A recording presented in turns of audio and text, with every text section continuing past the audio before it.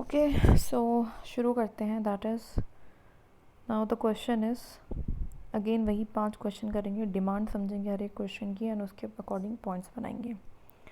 सबसे पहला क्वेश्चन है, सिविल सोसाइटी किस तरीके से सप्लीमेंट या कहीं तो कॉम्प्लीमेंट करती है हमारी स्टेट को. मतलब कैसे वो स्टेट के अलावा भी, स्टेट के पैरेलल में होकर भी काम कर रही हैं और स्टेट के साथ मिलकर भी काम कर रही है. हाउएवर, लेकिन आपको पता है उसकी जो कैपेसिटी है, जो रोल है, वो डिपेंड किस चीज़ पे करता है, विल ऑफ द स्टेट पे. लेकिन अगर गवर्नमेंट उसको परफॉर्म ना करने दे तो वो नहीं कर सकती है. तो 2-3 हेडिंग्स यहाँ पे बन सकती है. 15 मार्क का क्वेश्चन है, कोशिश करेंगे 10 मार्क का है तो 2 हेडिंग बनाए, 15 का है तो 3 और 20 का है तो 4 हेडिंग्स बनाए. पर हेडिंग 3 से 4 पॉइंट लिखने, ज़्यादा नहीं. बात करते हैं सबसे पहले इंट्रोडक्शन. तो सिविल सोसाइटी है क्या. सो सिविल सोसाइटी एक एक्ट करती है एज अ डेमोक्रेटिक पार्टनर. क्या है ये? डेमोक्रेटिक पार्टनर है स्टेट के लिए, but its impact largely depend on the political will of the government. ये उसी क्वेश्चन को हमने अपनी लैंग्वेज में करके लिख दिया है. ठीक है, डेमोक्रेटिक पार्टनर है. ठीक है ना. सिविल सोसाइटी होती क्या है? सिविल सोसाइटी रेफर करती है उस पैरे ऑफ वॉलेंटरी ऑर्गेनाइजेशंस को, ऐसी ऑर्गेनाइजेशंस जो अपनी मन मर्जी से काम कर रही हैं, like NGOs, media, self help groups, advocacy groups हैं, सिटीजन कलेक्टिवनेस है, जो ऑपरेट कर रही है outside the state and the market. ना ही तो उसको कोई प्राइवेट सेक्टर चला रहा है और ना ही उसको गवर्नमेंट चला रही है. दोनों से ही वो बाहर रह के काम कर रही है, ऑपरेट कर रही है. उनका जो काम होता है जनरली, वो फंक्शन करती हैं as a watchdog, facilitator and mobiliser of public opinion. Generally वो लोगों की समस्याओं को समझती है, फैसिलिटेट कराती हैं, मोबिलाइज कराती हैं उनकी ओपिनियंस को. और उनका मेन एम होता है कि इम्प्रूव करे कैसे ही गवर्नमेंट से accountability, transparency and participative governance को अच्छा करने का उनका मेन एम होता है. ये सारे हमारे कीवर्ड्स हैं, सो उसको थोड़ा सा ध्यान देना. क्या है? वॉच डॉग, फैसिलिटेटर, मोबिलाइजर है. करेगी क्या? अकाउंटेबिलिटी, ट्रांसपेरेंसी एंड पार्टिसिपेशन पे ध्यान देगी. है क्या? These are just a self help groups, advocacy group, citizen collectiveness, ये सब है. आउटसाइड द मार्केट के रह काम करती हैं. These are the voluntary organisations. अब कॉम्प्लीमेंट्री फोर्स कैसे है स्टेट को? कॉम्प्लीमेंट का मतलब होता है जो किसी को कॉम्प्लीमेंट करे, मतलब उसका सपोर्ट करे, समर्थन करे. सो ये वर्क करती है जैसे कि democratic deepening by mobilising people around rights and entitlements. ये लोगों को अवेयर करती है कि उनके अधिकार क्या हैं. ठीक है, तो एक तरीके से जो डेमोक्रेसी है, हमारी जो डेमोक्रेसी है, उसको और ज़्यादा डीपनिंग करती है, उसका इन्हेंस करती है. Policy implementation through community participation, social capital building. वो हेल्प कराती है पॉलिसीज़ को इम्प्लीमेंट कराने में.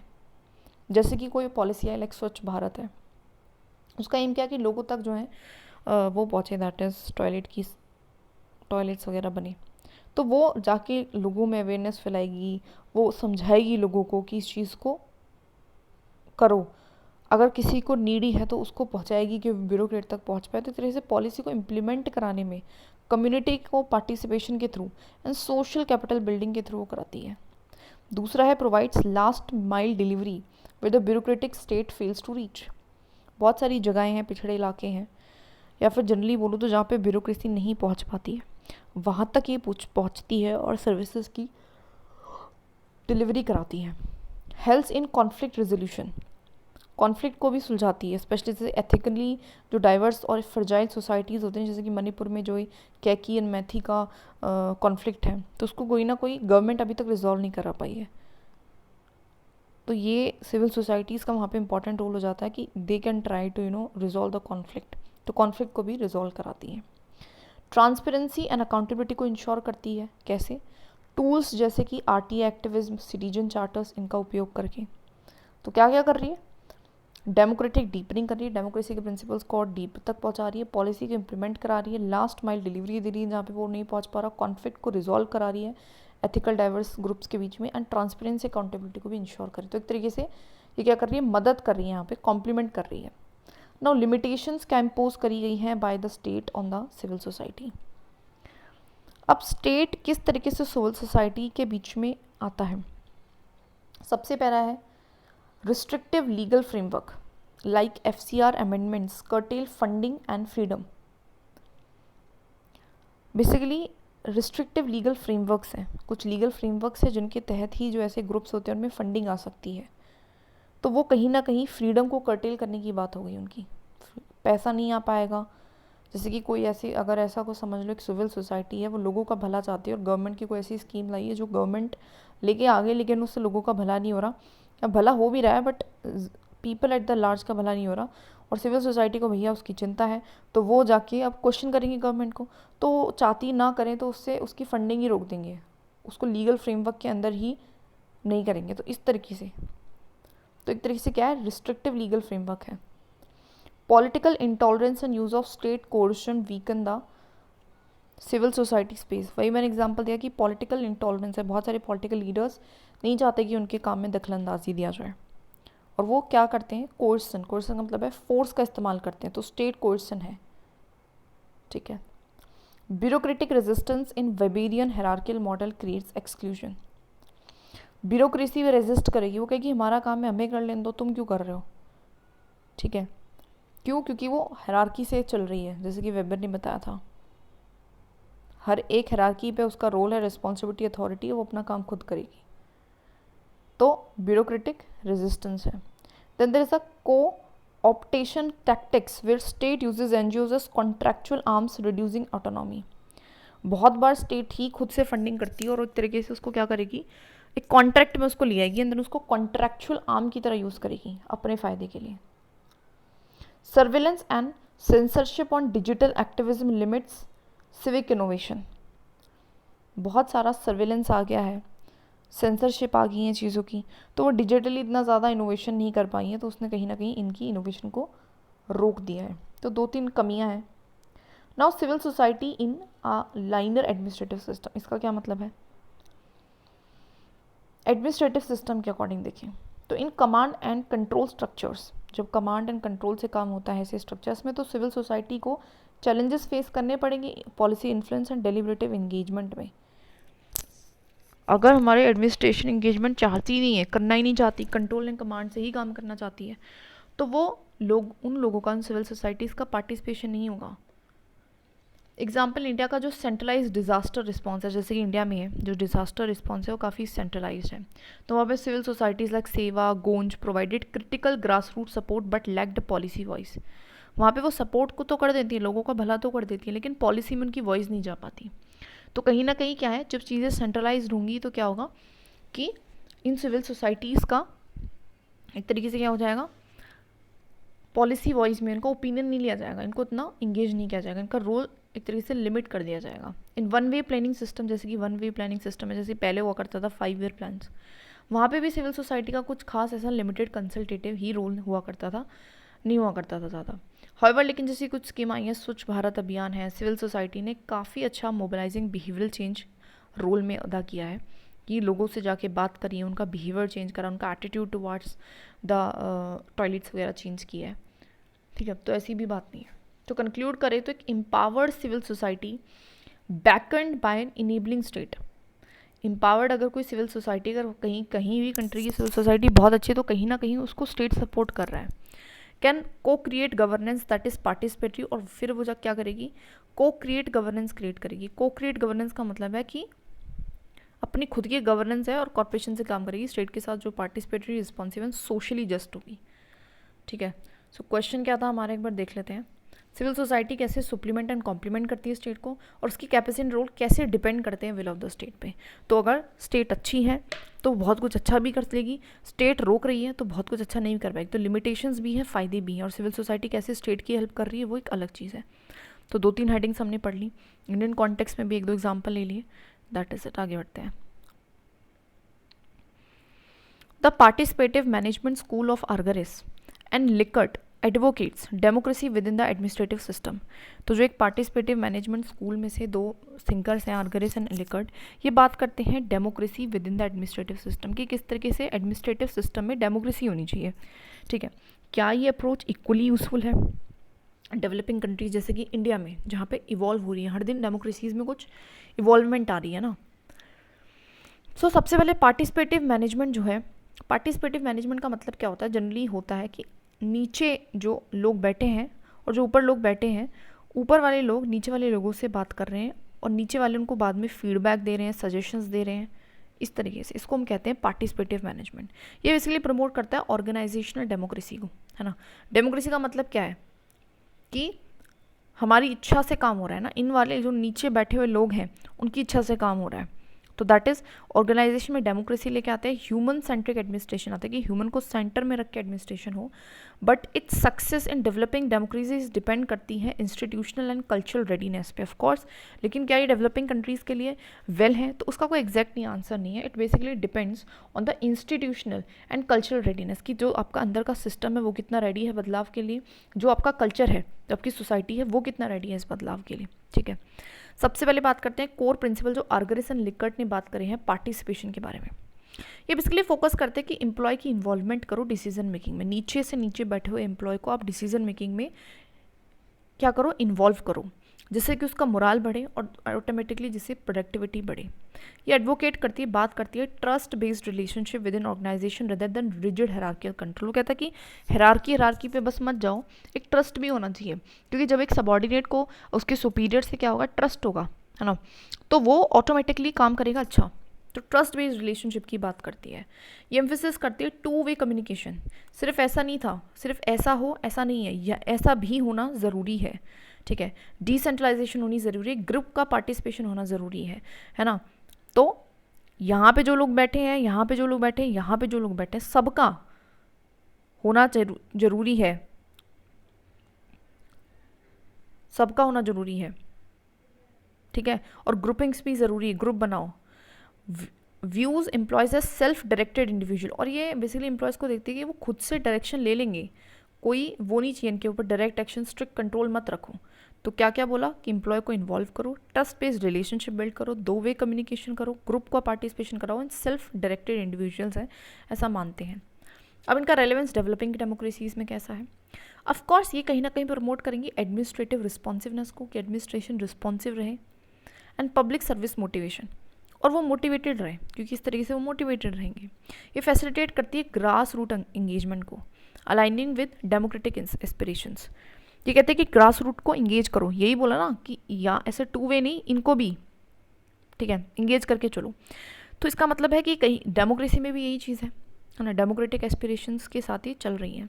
ये स्ट्रेंथन करती है institutional legitimacy through inclusion and shared governance. उसकी जो लेजिटिमेसी है, जो उसकी लीगेसी है, उसको अच्छा बनाती है, स्ट्रेंथन बनाती है, क्योंकि वो इंक्लूजन की तरफ है और शेयर तरीके से काम कर रही है। ये इनकरेज करती है डिसेंट्रलाइज्ड डिसीजन मेकिंग को, कि जो डिसीजंस हो रहे हैं वो डिसेंट्रलाइज तरीके से लिए जा रहे हैं, specially in local governance structures में। कैसे लिए जा रहे हैं? डिसेंट्रलाइज डिसीजन मेकिंग हो रही है, इंस्टीट्यूशन की लेजिटिमेसी अच्छी हो रही है, ग्रास रूट को एंगेज कर रहे हैं, और एडमिनिस्ट्रेटिव ज़्यादा रिस्पॉन्सिवनेस बन रही है, उनका मोरल अच्छा, प्रोडक्टिव अच्छी है। तो ऑफकोर्स अल्टीमेटली अगर हमें एक इसी चीज़ को आप समझ लो, जब ये लोग अच्छे रहेंगे, these are the front line people जो कि क्या करेंगे, सर्विस डिलीवरी करेंगे, so automatically the quality of the service will improve. ठीक है, तो इस तरीके से तो ऑफकोर्स अच्छा है, लेकिन चैलेंजेस भी हैं ऑफकोर्स, जैसे कि ब्यूरोक्रेटिक रिजिडिटी। जो डेवलपिंग नेशंस है उनकी जो ब्यूरोक्रेसी वो काफ़ी रिजिड है, एंड काफ़ी लीगसी है कॉलोनियल कमांड कंट्रोल मॉडल की, और वो अभी भी उन चीज़ों पे काम कर रही है। अभी भी जो हमारा मॉडल है, जो पुलिस है, वो इस तरीके से काम कर रही है, like we see police as fear and not as safety. Colonial command control model है कि हम अभी भी कॉलोनियल की तरह, जैसे कि उनको कंट्रोल करना था हमें, तो उस तरीके से हम काम कर रहे हैं। या कंट्रोल नहीं होना चाहिए, अब लोगों को कंट्रोल नहीं करना है, उनके लिए उनको फैसिलिटेट कराना है सर्विसेज को। Low administrative capacity and lack of training and collaborative methods. Plus में डेवलपिंग कंट्रीज़ में इन कोलैबोरेशंस जैसी चीज़ों पे, कॉलेजियलिटी जैसी चीज़ों पे ज़्यादा ध्यान नहीं दिया जाता। तो एडमिनिस्ट्रेटिव जो कैपेसिटी, जो एक पर्सन की कैपेसिटी है, क्षमताएँ हैं, वो है ही नहीं, क्योंकि ट्रेनिंग में उस चीज़ को सिखाया नहीं गया। प्रिविलेंस ऑफ पैट्रोनेज पॉलिटिक्स, इसका मतलब क्या है? रेजिस्टिंग ट्रांसपेरेंट पार्टिसिपेशन, की करप्ट है पॉलिटिक्स, क्या है? करप्ट है, पैट्रोनेज है, अपने आप को वो राजा समझते हैं, राजा समझते हैं, दैट इज़ वाई वो ट्रांसपेरेंसी पे ज़्यादा ध्यान देते हैं। वो कहते हैं मतलब ट्रांसपेरेंट नहीं रखते, पार्टिसिपेशन नहीं कराते किसी का, वो कहते हैं कि जो मैंने कह दिया वो होगा बस। ठीक है, कल्चरल नॉर्म्स भी डिस्करेज करते हैं बहुत बार बॉटम अप फीडबैक को, कि कल्चर होता है, जैसे कि हमारे देश में भी ये चीज़ होता है, जैसे कि किंग हुआ करते थे पहले के टाइम पे, तो किंग, तो ऐसा कल्चर चलता आ रहा है कि जो प्रजा हुआ करती थी वो किंग को भगवान के समान मानती थी, राजा के समान मानती थी। तो वो खुद में नहीं चाहते कि ठीक है यार वो तो हमारा राजा समान है और मैं उसको क्यों ही क्वेश्चन करूँ। तो ऐसी भी चीज़ें होती हैं। ठीक है, सो ये सारे चैलेंजेस हैं। तो क्या है, ब्यूरोक्रेसी रिजिड है, क्यों? क्योंकि हम colonial command control model follow कर रहे हैं। लो एडमिनिस्ट्रेटिव कैपेसिटी, ट्रेनिंग इस चीज़ की नहीं जाती, सिखाया नहीं जाता है लोगों को ये करने के लिए। पैट्रोनाइज पॉलिटिक्स, अपने आप को राजा समझ रहे हैं वो। एंड यहाँ पे बहुत बार कल्चरल नॉर्म्स भी नहीं इन्वॉल्व होना चाहते हैं, ठीक है। तो रेलेवेंस समझ लिया, challenges, core principles. Now Indian experience से एंड लर्निंग से हम क्या सीख सकते हैं? अगर मैं इंडिया में बात करूं, सो देखिए, पंचायती राज इंस्टीट्यूशंस, ये पार्टिसिपेटिव मैकेनिज्म है इनका, जिन्होंने कहीं ना कहीं पावर करा वुमेन को, but often faced elite capture and poor facilitation. इनमें भी आपको एलाइट कैप्चर देखने को मिलेगा, है ना। इसमें भी क्या होगा कि इलेक्शन में कौन कौन खड़ा हुआ है? कोई एलाइट पर्सन, कोई ऑलरेडी रईस पर्सन खड़ा हुआ, जीत गया, एंड देन वो फिर फर्दर अपनी लिए काम कर रहा है, लोगों से उसको कोई मतलब नहीं है, तो आपको देखने को मिलेगा। अब ऐसी बात नहीं कि वो सक्सेसफुल भी बहुत जगह हुई है। मनरेगा आप देखोगे तो वो रिफ्लेक्ट करता है पार्टिसिपेटरी प्लानिंग, है ना, but suffers from bureaucratic delays and lack of accountability. Of course यहाँ पे पार्टिसिपेटरी प्लानिंग की गई, है ना। हमने ये जो हम एक्ट लेके आए थे, ये बहुत पार्टिसिपेशन मतलब प्रॉपरली प्लानिंग के साथ लिखे हैं, लेकिन यहाँ पे ब्यूरोक्रेटिक डिलेज हैं, ब्यूरोक्रेसी डिले कर देती है, अकाउंटेबिलिटी नहीं है, पता ही करप्शन भी बहुत है। आरटीआई एक्ट है, सोशल ऑडिट है, ये मैकेनिज्म इलस्ट्रेट करते हैं डेमोक्रेटिक ओवरसाइट को, है ना। ये कुछ एग्जांपल है कि हाँ कैसे हम डेमोक्रेटिक ओवरसाइट को अच्छा कर सकते हैं। And form of participative administration है। तो ये दो चीज़ों को मैंने थोड़ा सा नेगेटिव वे में बताया, तो इसको पॉजिटिव वे में बता रही हूँ। ऐसे जो सिविल सर्विसेज रिफॉर्म है, जैसे कि मिशन कर्मयोगी, इनका एम भी यही है कि सिटीजन सेंट्रिक वर्क कल्चर लाया जाए, ठीक है। तो ऑफकोर्स वर्क किया जा रहा है, हमारे एक्सपीरियंसेस भी हमें देखने को मिला है कि बहुत सारी चीज़ों ने अच्छा भी काम किया है और बुरा भी, और उन बुराइयों को ठीक करने के लिए हमने आरटीआई एक्ट जैसे मिशन कर्मयोगी जैसी चीज़ें हम लेके आए हैं, ठीक है। सो नाउ कंक्लूड अगर हम करें, so participative management holds great promise. Of course एक बहुत बड़ा एक प्रॉमिस ये होल्ड कर सकती हैं, but require adaptive reforms, capacity building. But आपको उसके लिए रिफॉर्म्स, बदलाव लाने पड़ेगा, आपको अडेप्टेबल बनना पड़ेगा, आपको कैपेसिटी बिल्ड, अपने जो लोग हैं, जो ऑफिसर्स हैं, जो ब्यूरोक्रेट्स हैं, उनको सिखाना पड़ेगा। कल्चरल अलाइनमेंट, कल्चर में भी इस चीज़ को लाना पड़ेगा to truly succeed in evolving democracy. सब जाके हमें एक अच्छी सक्सेस मिलेगी, ठीक है। Now the next question is, executive positions imply a complex morality and require a high capacity of responsibility. वो कह रहा है कि जो एग्जीक्यूटिव की पोजीशन है उसमें कॉम्प्लेक्स मॉरलिटी है, एंड उसमें बहुत ज़रूरत है कि वो अपनी रिस्पॉन्सिबिलिटीज़ को फॉलो करे। कुछ चेस्टर बर्नार्ड ने ऐसा बोला है, मतलब एग्जीक्यूटिव का क्या क्या काम है, रोल ऑफ एग्जीक्यूटिव से रिगार्डिंग जनरली ये क्वेश्चन है। सबसे पहले बात करते हैं, तो according to Chester Barnard, executive role demand not just technical competence but also a deep sense of morality and responsibility. वो कहता है कि एक जो एग्जीक्यूटिव है ना, जो मैनेजर है, जो कहें तो एक लीडर है, उसका सिर्फ काम ये नहीं कि वो टेक्निकल कॉम्पिटेंसीज को देखता रहे, उसका काम ये भी है कि वो मॉरली काम करे एंड वो रिस्पॉन्सिबल रहे, ठीक है। अब एक कॉम्प्लेक्सिटी ऑफ मॉरलिटी क्या है, तो एग्जीक्यूटिव जनरली ऑपरेट कैसे करते हैं, वैल्यू लेडन एनवायरनमेंट में with conflicting interest and ethical dilemmas. एक एग्जीक्यूटिव क्या करता है जनरली, वो वैल्यू लेडन एनवायरनमेंट में काम करता है, और उसका जो इंटरेस्ट है वो कॉन्फ्लिक्ट होता रहता है, उसका इंटरेस्ट, पर्सनल इंटरेस्ट, दो लोगों का इंटरेस्ट, ऑर्गेनाइजेशन इंटरेस्ट, इस तरीके से, एंड एथिकल डिलेमास में वो फंसता रहता है। Must balance organisation goals with public interest, specially in public administration, ठीक है।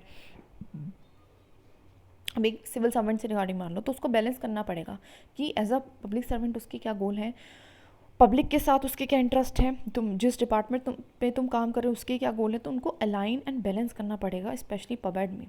ऑफन फेस पॉलिटिकल प्रेशर, उसको ऑफकोर्स पॉलिटिकल प्रेशर भी उसको फील होगा, येट फिर भी उसको क्या करना पड़ेगा, कॉन्स्टिट्यूशनल वैल्यूज़ एंड न्यूट्रलिटी को मेंटेन करना पड़ेगा, अपहोल्ड करना पड़ेगा। वेबर भी कहता है न्यूट्रलिटी के बारे में, राइट, वहाँ पे वेबर को भी कोट कर सकते हैं। Decision making involves waiting long term impacts on society, economy and environment. और डिसीजन मेकिंग में आपको देखना पड़ेगा हर तरीके का कि लॉन्ग टर्म क्या इम्पैक्ट उसका सोसाइटी, इकोनॉमी एंड एनवायरनमेंट पे होगा। तो एक कॉम्प्लेक्सिटी ऑफ मॉरलिटी है, मतलब कहाँ पे जो आपके मॉरल्स हैं वो कॉम्प्लेक्स हो जाते हैं, है ना, कहाँ पे डिलेमाज आ जाता है, कहाँ पे कॉन्फ्लिक्ट ऑफ इंटरेस्ट हो जाता है। तो एग्जीक्यूटिव के रोल में एज एन एग्जीक्यूटिव तो वो चीज़ हमने देखी, ठीक है। नाउ रिस्पॉन्सिबिलिटी क्या है आपकी, अब रिस्पॉन्सिबिलिटी क्या है कि ऑफकोर्स सबसे पहले आपको अकाउंटेबल रहना है to the public, legislature and अपने खुद के कॉन्साइंस के साथ भी आपको अकाउंटेबल रहना पड़ेगा, लोगों के लिए भी, डिपार्टमेंट के लिए भी, खुद के लिए भी। बर्नार्ड ने एम्फसाइज करा executive responsibility as both functional and moral, कि किसी भी एग्जीक्यूटिव की जो रिस्पॉन्सिबिलिटी है, एग्जीक्यूटिव का मतलब एग्जीक्यूट करना चीज़ों को, वो सिर्फ फंक्शनल नहीं है कि करना क्या है, इट इज़ ऑल्सो मॉरल। इसमें आपको रेडीनेस चाहिए कि आप एक्सेप्ट करो ब्लेम को, इंश्योर करो एथिकल कंपाइलेंस एंड करेक्ट करो अपनी फेलियर्स को आपको रेडी होना पड़ेगा कि कोई अगर कुछ गलत हुआ तो आपको ब्लेम लेना पड़ेगा, आपको एथिकल कंप्लायंस करना पड़ेगा, आपको चीज़ों को एथिकली पूरा करना पड़ेगा और फेलियर्स को, जो भी आपने गलती करी उसको ठीक करते हुए चलना पड़ेगा। इन्वॉल्व करता है डेलीगेशन विद सुपरविजन का। ये कहते हैं कि आपको डेलीगेशन करना है लेकिन कर दो सुपरविजन के साथ। Ensuring performance without losing control, और इंश्योर कर दो performance without losing the control. Delegation करना विद सुपरविजन, इसमें आप सुपरविजन के साथ डेलीगेशन कर सकते हो अपनी अथॉरिटी को, लेकिन इंश्योर करना कि परफॉर्मेंस विदाउट लूजिंग कंट्रोल, है ना, परफॉर्मेंस पूरी हो। तो ये आपकी रिस्पॉन्सिबिलिटी, आपको अकाउंटेबल होना पड़ेगा, आपको एग्जीक्यूटिव होते हुए आपको मॉरल भी होना पड़ेगा, आपको ब्लेम्स को भी एक्सेप्ट करना पड़ेगा, आपको एथिकली भी कंप्लाई करना पड़ेगा, अपने फेलियर्स को भी कलेक्ट करना पड़ेगा, और अगर आप डेलीगेट कर रहे हो चीज़ों को तो आपको इंश्योर करना पड़ेगा कि चीज़ें टाइमली हो। ठीक है, तो आपकी रिस्पॉन्सिबिलिटी है। इंडियन एडमिनिस्ट्रेशन में अगर आप एप्लीकेशन एंड चैलेंजेस से रिगार्डिंग अब देखते हैं, जैसे कि IAS ऑफिसर है, डिजास्टर मैनेजमेंट के टाइम पे जैसे उत्तराखंड फ्लड आया था, उसने एक मॉरल लीडरशिप का भी रोल निभाया एंड हाई एडमिनिस्ट्रेटिव रिस्पॉन्सिबिलिटी भी निभाई, जिम्मेदारियाँ भी निभाई एंड मॉरली भी उसने एक लीडर का काम करा वहाँ पे। ठीक है, विसल ब्लोअर्स हैं जैसे कि अशोक खेमा है, वो एक मॉरल करेज को ही तो रिफ्लेक्ट कर रहे हैं। उन्होंने रेजिस्ट किस तरीके से करप्शन को करा डिस्पाइट सिस्टमेटिक रेजिस्टेंस, मतलब पूरा सिस्टम उनके खिलाफ हो गया था लेकिन still he did it.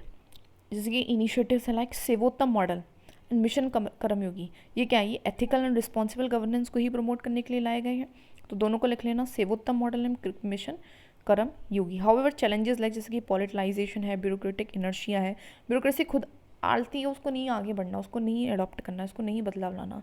Politicians भी ऐसे ही हैं, है ना। And value erosion still persist करती है, और वैल्यू क्या है, धीरे धीरे मटेरियलिज्म की वजह से इरोड होती जा रही है, कम होती जा रही है लोगों के अंदर। तो ये सारे चैलेंजेस हैं। ठीक है, कंक्लूड क्या करें, so executive morality and responsibility are indispensable for ethical governance, बहुत ज़्यादा ज़रूरी है। आपको रिस्पॉन्सिबल भी होना पड़ेगा ना, आपको मॉरल भी होना पड़ेगा। नर्चरिंग दैम रिक्वायर्स रिफॉर्म्स, अगर आपको इनको फॉलो करना है, अपने सिस्टम में लेके आना है, इनकलकेट करना है, नर्चर करना है, so you have to reform के लिए, ट्रेनिंग के लिए, alignment with the democratic constitution values के लिए आपको तैयार रहना पड़ेगा। ठीक है, सो क्वेश्चन को दोबारा एक बार समझ लेते हैं। क्या कहा था हमारे चेस्टर बर्नार्ड ने, एग्जीक्यूटिव पोजीशन, मतलब जो एग्जीक्यूटिव है उसका काम क्या है generally, role of executive generally, है ना, उसका क्या काम है कि उसको कॉम्प्लेक्स मॉरलिटी, बहुत बार कॉम्प्लेक्स सिचुएशंस को फॉलो करना पड़ता है मॉरली, एंड रिक्वायर है कि वो अपनी रिस्पॉन्सिबिलिटीज़ को फॉलो करे। तो हमने दोनों वे में देखा, मॉरलिटी भी, रिस्पॉन्सिबिलिटी भी, इंडियन कॉन्टेक्स्ट में भी देखा। That's it. 15 मार्क्स में हम 3 हेडिंग्स बना गए। आगे देखते हैं। When media is controlled by vested interest, how can it control the vested interest in the government? वो कहता है कि अगर मीडिया को ही जो है वो कंट्रोल रहेगी बाय वेस्टेड इंटरेस्ट, मतलब क्या है कि मीडिया अपने इंटरेस्ट से चल रही है, तो how can it control the vested interest in the government, तो वो गवर्नमेंट को कैसे आंसरेबल बनाएगी। How can the media become more responsible and impartial, उसको ज़्यादा रिस्पॉन्सिबल या इम्पार्शियल कैसे बनाए। सो इंट्रोडक्शन है, फ्री मीडिया एक पिलर ऑफ डेमोक्रेसी है। फ्री मीडिया इज अ, कहते हैं ना, 4th pillar of democracy, but it's capture by vested interest undermine its role as a public watch dog. लेकिन अगर वो उलझी रह जाएगी अपने इंटरेस्ट में, है ना, TRP के इंटरेस्ट में, तो वो पब्लिक वॉच डॉग का काम नहीं कर पाएगी प्रॉपर्ली, है ना। Now media vulnerability to vested interest. अब मीडिया कैसे वल्नरेबल है वेस्टेड इंटरेस्ट के प्रति, कॉर्पोरेट ओनरशिप, क्योंकि उसका एक ओनर है ना, और इसकी वजह से ओनरशिप है, मतलब वहाँ पे प्राइवेटाइजेशन है ना, प्राइवेटाइजेशन है, प्राइवेट है, ओनर है, और मैं क्या चाहती हूँ, मेरा चैनल चले, मेरा मोटिव क्या है, पैसा कमाना। तो कॉर्पोरेट ओनरशिप से बाइस रिपोर्टिंग एंड सेलेक्टिव कवरेज की जाती है। दैट इज़ मैं ऐसा करती हूँ कि मैं कवरेज उस चीज़ को दूंगी जिससे मेरा भला हो, मेरी TRP अच्छी हो। Political patronage compromises journalistic autonomy and promotes propaganda. जो पॉलिटिकल पैट्रोनेज है, जो पॉलिटिक्स का इंटरफेरेंस है, जो पॉलिटिक्स को अपने आप को राजा मान के बैठे हुए हैं, वो भी क्या करते हैं, ऑफकोर्स ऑर्डर करते हैं कि क्या दिखाना है क्या नहीं दिखाना टीवी पे, तो उससे भी कहीं ना कहीं कॉम्प्रोमाइज़ हो रही है, जर्नलिस्ट की ऑटोनॉमी से भी काम नहीं कर रहे, और प्रोपोगेंडास को भी प्रमोट किया जाता है। Rising TRP driven sensationalisation dilutes investigative and developmental journalism. वही वाली बात है कि TRP ड्रिवन हो गए हैं अब, तो उनका क्या काम है, उनका काम है कि TRP लेके आना है। अब वो जैसे भी आए, चाहे झूठ बोल के आए, सच बोल के आए, चाहे कुछ छिपा के आए, चाहे कुछ दिखा के आए। Opaque funding and lack of editorial independence promote elite narratives. Plus में उनकी जो फंडिंग आती है, कहाँ से पैसा आ रहा है, कौन किसको पैसा दे रहा है, इस चीज़ का क्लियर नहीं पता है, और हर चीज़ पैसे से चलती है। जो उनको पैसा देगा उनके प्रति, उनके अकॉर्डिंग वो न्यूज़ छापेंगे, ठीक है। So corporate ownership, political patronage, TRP driven, sensationalism and opaque funding, these are some of the things that is why जो मीडिया है वो वल्नरेबल हो गई है, अपने इंटरेस्ट का सोच रही है। एग्जाम्पल इन केसेस लाइक 2019 के जनरल इलेक्शंस हुए थे, part of a media acted as a agenda setters rather than neutral observer. तो वो न्यूट्रल ऑब्जर्वर नहीं रही उस टाइम पे, उन्होंने एक एजेंडा सेट करा लोगों के दिमाग में, ठीक है। नाउ कॉन्सिक्वेंसेस क्या है डेमोक्रेटिक अकाउंटेबिलिटी की, ठीक है। अब क्या होगा अगर डेमोक्रेटिक अकाउंटेबिलिटी बनाई जाएगी? So media fails to act as a fourth state when co-opted. Public trust, अच्छा कॉन्सिक्वेंसेस क्या है इसके कॉन्सिक्वेंसेस है, not democratic accountability, consequences of media being interested in its own interest. Media एक fourth state नहीं बन पाएगी, public का जो ट्रस्ट है वो इरोड होगा, भाई किस पे भरोसा करें, और कहीं ना कहीं जो डेलिब्रेटिव डेमोक्रेसी है वो वीकन होगी, लोग डेलिब्रेशंस करने के लिए आएंगे, डिस्कशंस नहीं कर रहे हैं, क्यों? क्योंकि वो बोल रहे हैं जो कोई चाहता है उनको बोलने के लिए। Vested media protects bureaucratic and political corruption.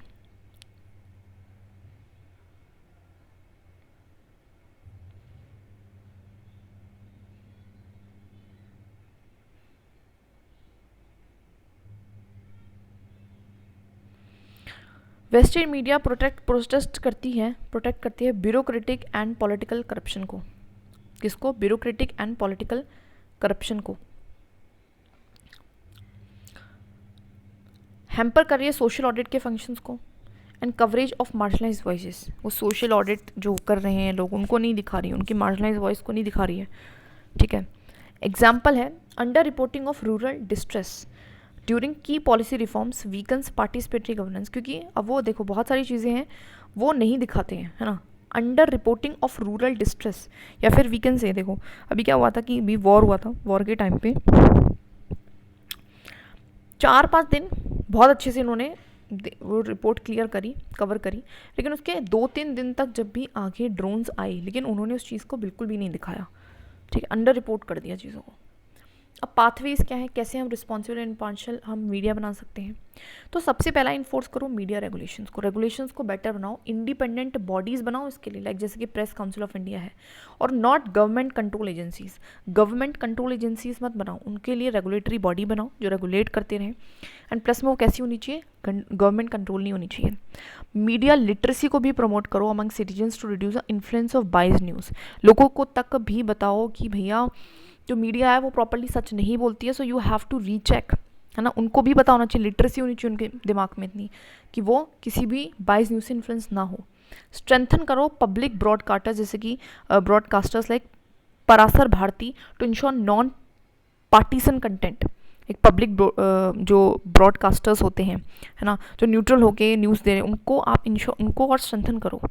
Mandate करो transparency in media funding and ownership pattern. Of course उनकी फंडिंग में प्रॉब्लम है ना, एंड उनका कौन ओनर है एग्जैक्टली नहीं पता होता, तो ये चीज़ें क्लियर होनी चाहिए, ट्रांसपेरेंट होनी चाहिए, तभी हम कह सकते हैं कि हाँ भाई मीडिया से कहीं गलत जगह से पैसा नहीं आ रहा, एंड दैट इज़ वाई उसके फेवर में वो नहीं बोलेंगी, simple. Encourage self regulation through editorial codes, ombudsman mechanism and fact checking units. और सेल्फ रेगुलेशन उनके अंदर भी होना चाहिए, उनके अंदर भी फैक्ट चेकिंग यूनिट्स होनी चाहिए जो चेक करते रहें कि जो भी आपने बोला है ना उसका फैक्ट होना चाहिए प्रॉपर्ली, तभी तो सही है। सो अगर हम कंक्लूड करें, so free and fair responsible media must be nurture, उसको नर्चर करना पड़ेगा, इंस्टीट्यूशन में रिफॉर्म ला के, पब्लिक में विजिलेंस ला के, to safeguard the democratic की इंटीग्रिटी को बचाने के लिए।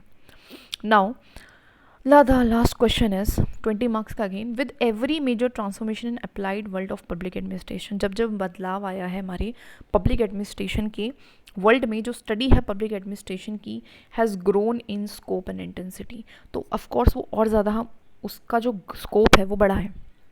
इसको देखते हुए आपको डिस्कस करना है क्या रिलेशनशिप है इवोल्यूशन एंड प्रोफेशन के बारे में, मतलब इवोल्यूशन बताना है जनरली हम कह सकते हैं। तो जो डिसिप्लिन है पब्लिक एडमिनिस्ट्रेशन का वो एक्सटेंड हो चुका है इन स्कोप एंड इंटेंसिटी में काफ़ी हद तक in response to transformations in its professional application.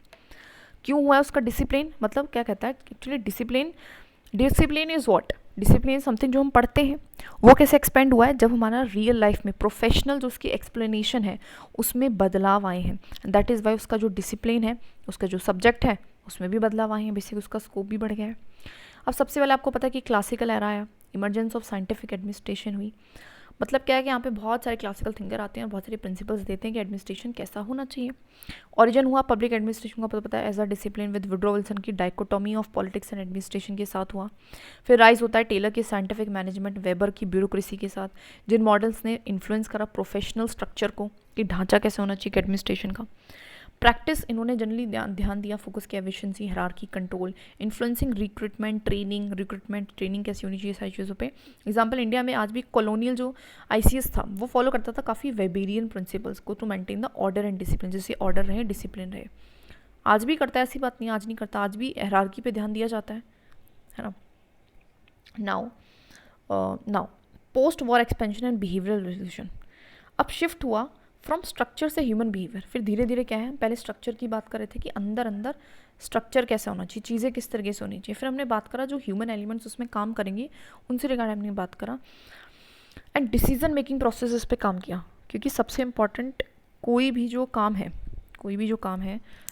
किसी की भी लाइफ में एज एन पब्लिक सर्वेंट हो या फिर प्राइवेट है, वो क्या करता है एक दिन में काफ़ी डिसीजंस लेता है, ठीक है।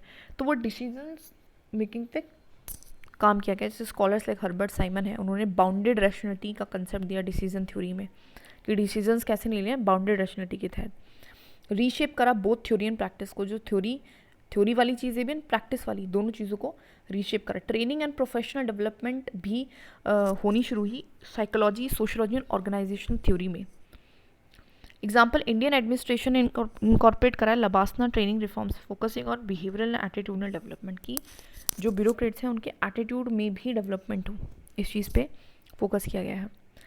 राइज ऑफ, फिर एनपीएम आया, एनपीएम हमने कल ही पढ़ा था, जिसने एफिशिएंसी, कस्टमर ओरिएंटेशन की बात करी, परफॉर्मेंस मेजरमेंट हो, है ना, कॉन्ट्रैक्टिज्म की बात करी, what you call market pro था, है ना, मैंने देखा था कि हर काम को मतलब ये कहता था कि स्टेट के रोल को कम कर दो इस तरीके से।